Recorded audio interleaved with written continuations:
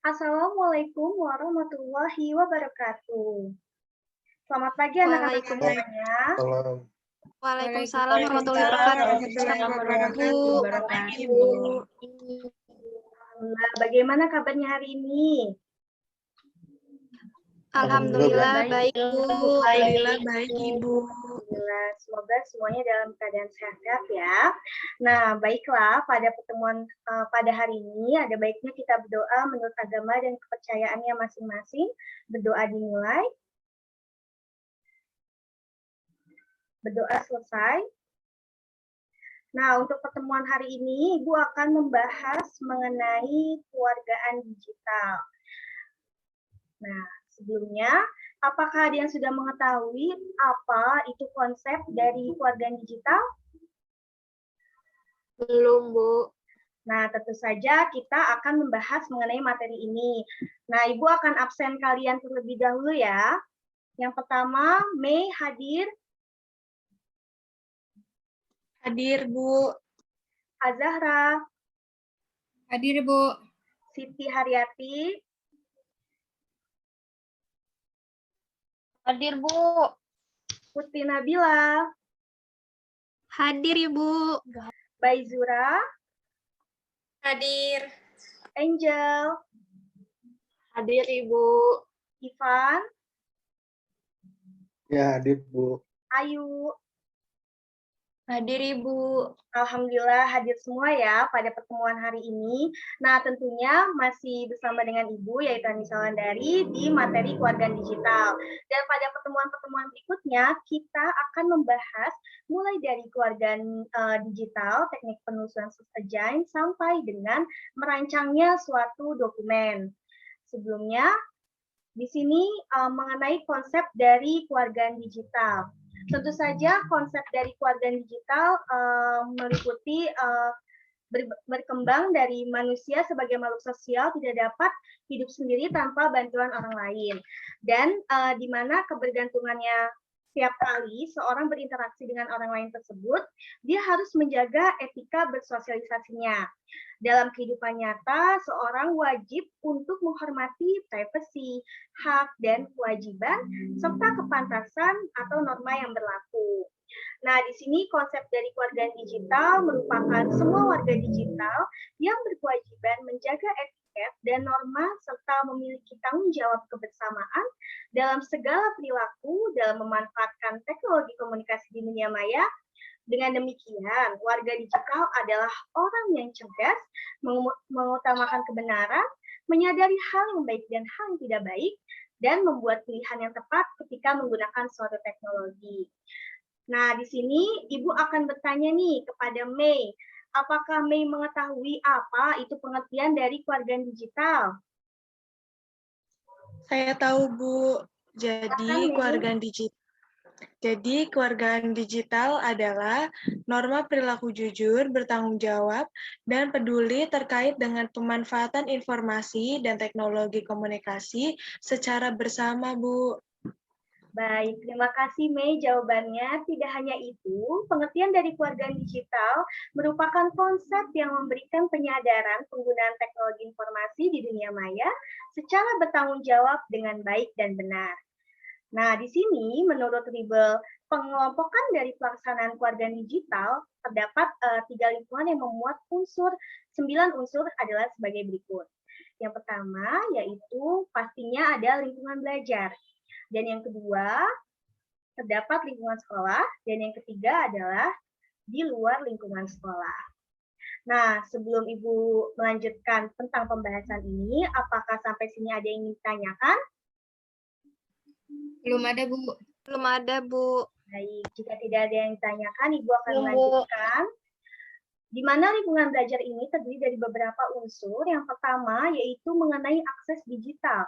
Mengakses fasilitas ICT adalah hak dasar setiap warga digital. Namun, tidak semua orang memiliki kesempatan yang sama dalam mengakses fasilitas tersebut. Dan selanjutnya, di mana komunikasi digital, perkembangan teknologi digital ini telah mengubah sikap seorang dalam berkomunikasi. Berbagai bentuk komunikasi digital telah tersedia seperti email, SMS, chatting, forum, dan berbagai bentuk lainnya yang dapat memungkinkan setiap individu untuk terus dapat terhubung dengan individu lainnya. Dan yang selanjutnya tentu saja terdapat literasi digital, di mana merupakan salah satu aspek pembicaraan yang paling penting terkait dengan teknologi adalah memahami cara kerja teknologi sehingga dapat dengan cara yang paling tepat. Nah, teknologi ini juga pastinya kita akan memahami bagaimana cara teknologi yang harus diajarkan di dalam dunia pendidikan. Nah, selanjutnya yang pastinya terdapat lingkungan sekolah yang beberapa unsur, di mana yang pertama yaitu hak dan kewajiban.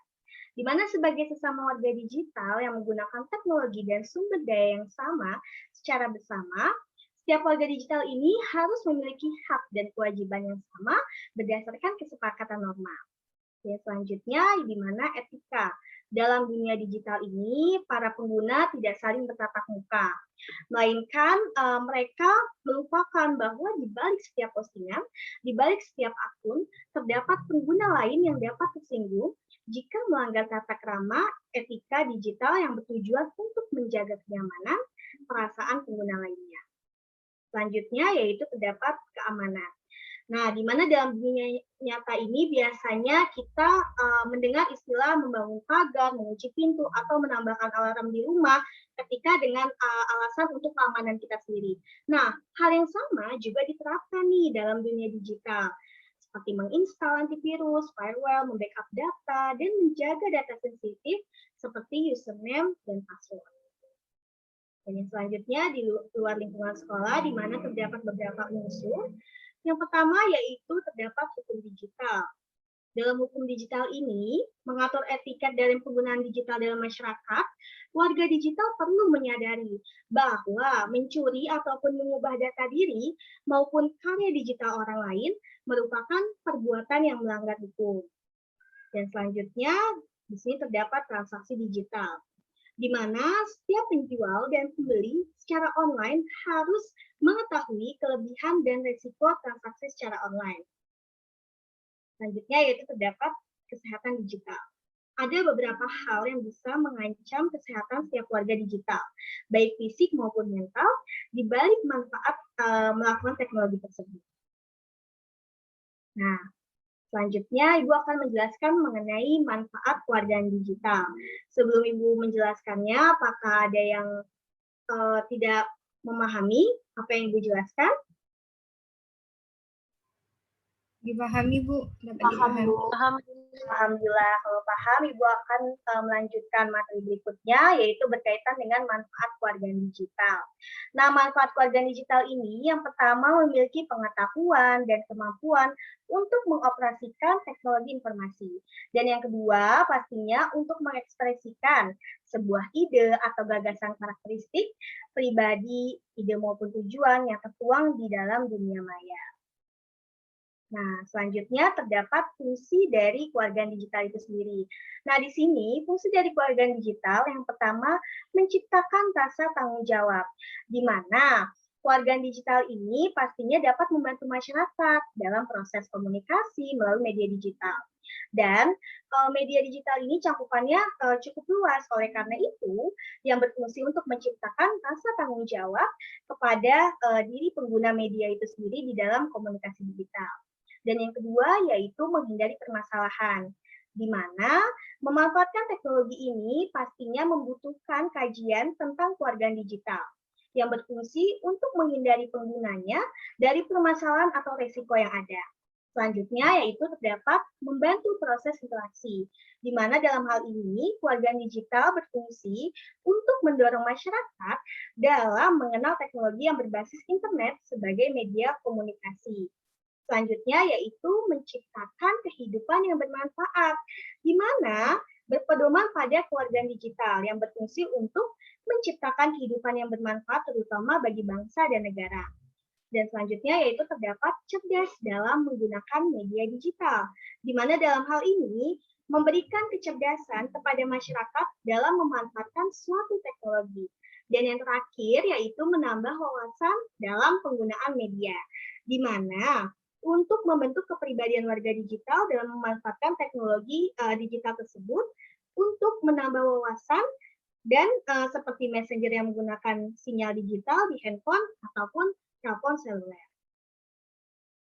Nah, yang selanjutnya yaitu terdapat macam-macam dari etika kewarganegaraan digital.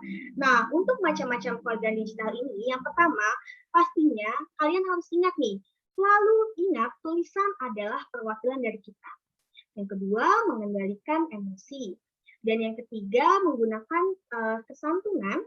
Dan yang berikutnya adalah menggunakan tulisan dan bahasa yang jelas. Dan yang terakhir adalah menghargai privasi orang lain. Sampai sini apakah dapat dipahami? Dapat dipahami, Bu. Bu.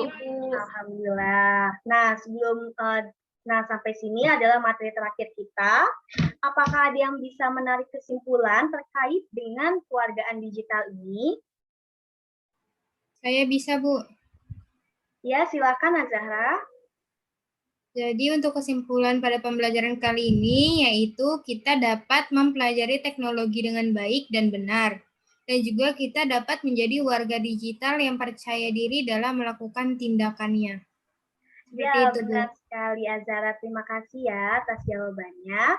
Nah, tentu saja tidak hanya itu, dengan mempelajari kewarganegaraan digital, berarti kita mempelajari tentang teknologi untuk membantu tetap aman, baik di dalam ataupun di luar sekolah. Yang kedua yaitu mempelajari manfaat dan risiko dunia maya agar membantu tetap aman ketika menggunakannya. Dan yang terakhir adalah menjadi warga digital yang percaya diri atas segala tindakan yang dilakukannya. Alhamdulillah pertemuan pada hari ini sudah selesai. Apakah ada yang ingin ditanyakan?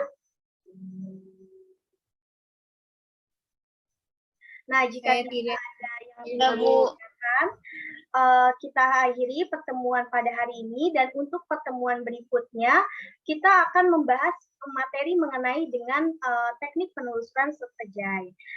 Ibu cukupkan. Wassalamualaikum warahmatullahi wabarakatuh. Waalaikumsalam warahmatullahi wabarakatuh. Terima kasih, Bu.